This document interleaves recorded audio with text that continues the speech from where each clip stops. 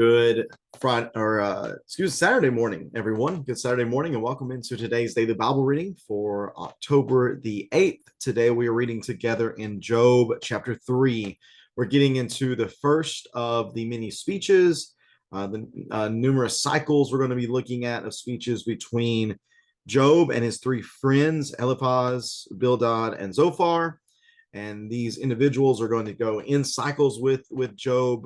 About three cycles we're going to see of them contemplating the way that the Lord works in this world, whether or not he operates according to a very definite degree of justice, meaning that the good receive good and the bad receive bad.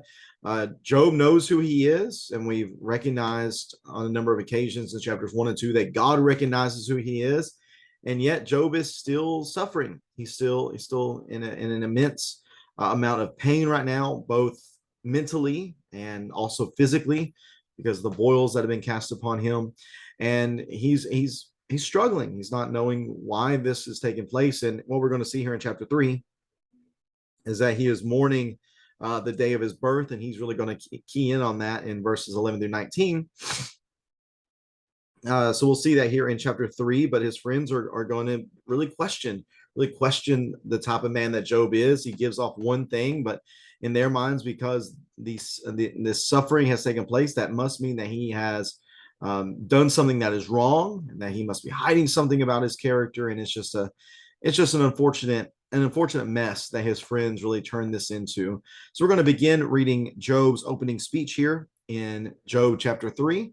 And then tomorrow and in the days forward, we will be looking at the rest of the text, looking at the discussion that Job is going to have between himself and these three friends, where they make an accusation or they make a statement, and then he responds, and they pass along and go back and forth there. But here is the opening speech of Job. And one thing is painfully obvious, and that is Job's pain. His pain is absolutely obvious. It is real.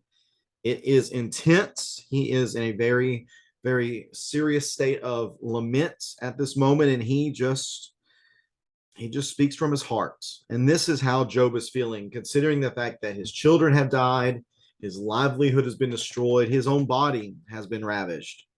He's going to tell us exactly what he's feeling at this point here in chapter 3, beginning in verse number 1. Then after this, Job began to speak and cursed the day he was born. He said, "May the day I was born perish, and the night that said a boy is conceived. If only that day had turned to darkness. May God above not care about it, or light shine on it. May darkness and gloom reclaim it, and a cloud settle over it. May what darkens the day terrify it. If only darkness had taken that night away. May it not appear among the days of the year, or be listed in the calendar.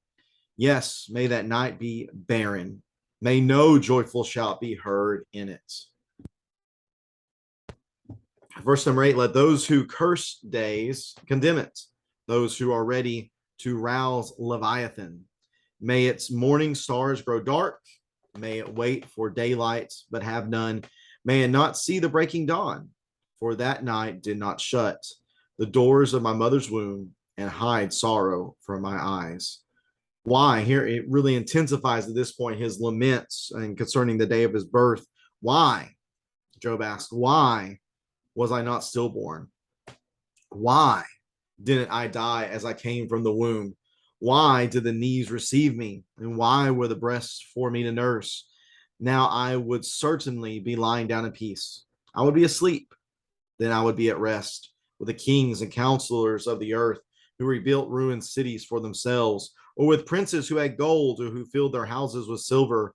Or why was I not hidden like a miscarried child, like infants who never see daylight? There the wicked cease to make trouble, and there the weary find rest.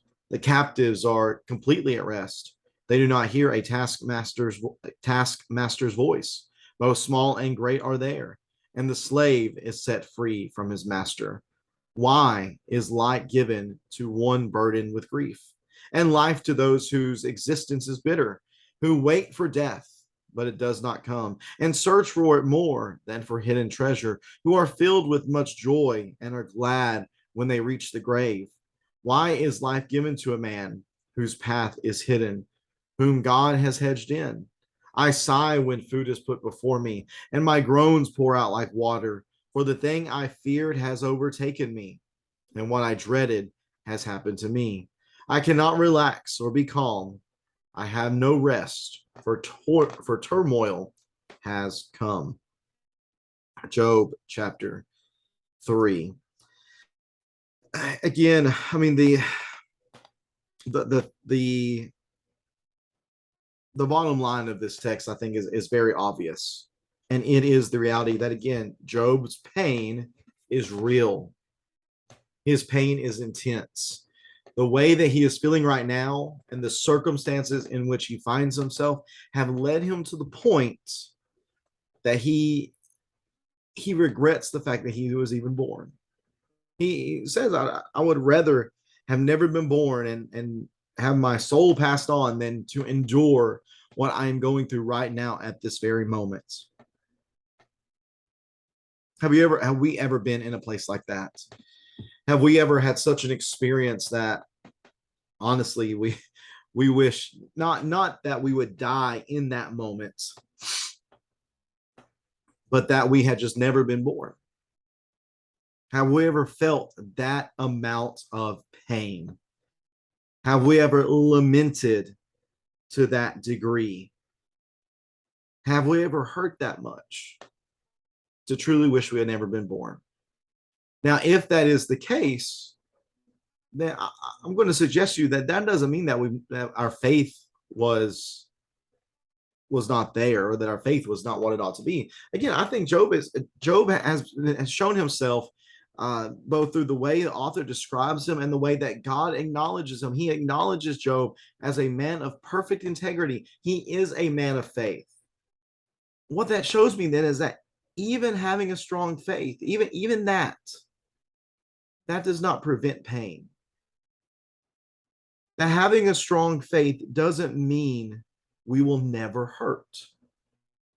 I hope we recognize that. Because if we have suffered in some great way, and if we are in pain because that, if we are hurting, if we are entrenched in turmoil, don't automatically take that to mean that your faith isn't what it ought to be. That's not necessarily the case. It could be, it obviously could be, but it doesn't necessarily mean that. Why? Because even faithful people hurt. Even faithful people have moments where they are filled with turmoil. They are filled with the hurt. And yet the question is, how will we respond in those moments? Will we turn to God and desire to draw closer to him and to seek the comfort and the relief that only a faith in him and a hope in him provides? Or will we seek to blame God, or to think that God has let us down in some way, or that God has robbed us of something? You see, it isn't those moments of pain themselves that are really and that's not really a choice, because there are just things that happen that we will naturally hurt because of. But what will we do with that hurt? Will we seek to draw closer to God, or will we seek to push him away and blame him? Well, I mean, obviously, the lesson that we studied last Sunday about Ruth and Naomi certainly comes to mind. Really, they would fit in well here too. They both were in pain, natural pain, with living the life of widows and being in a very vulnerable position. And yet one of those desired to draw nearer to God, and the other one sought to blame him or push him away. Job is here in this moment, and as he is just expressing himself, as he is pouring out his heart, as he is just laying it all out before God. And I think a lot of this might be said sort of in a might be sort of said in the almost a prayer like scene. Like, he's not just speaking to his friends, but he is speaking to God. Again, he's hurting, yes, but he's not seeking to blame God, push him away because of it. And that needs to be what we take away as well. That certainly is a good lesson and a good example that Job puts forth here in chapter 3, and as we go through the entirety of this particular writing. Thank you so much for tuning into this reading on this Saturday. Hope you have a great rest of your Saturday, and we're looking forward to being together tomorrow as we gather for our Bible studies and to worship God together. Very much looking forward to that. Take care and God bless.